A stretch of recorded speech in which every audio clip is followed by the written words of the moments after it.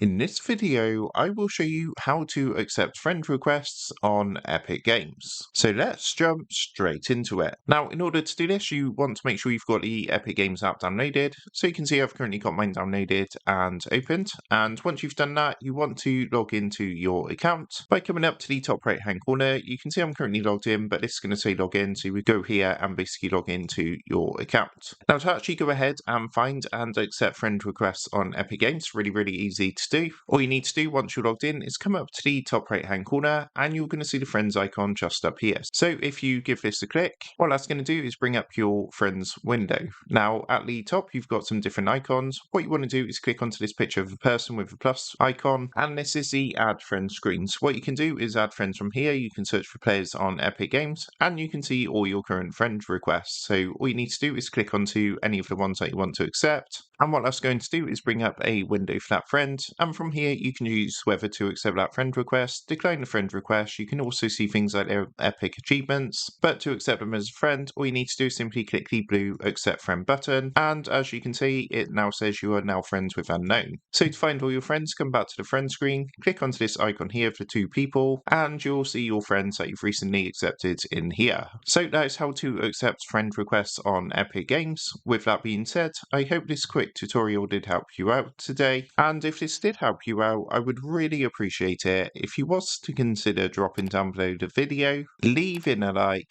and also subscribing to the channel. With that being said, I just want to take a minute to thank you guys for watching this quick tutorial, and I will see you in the next video.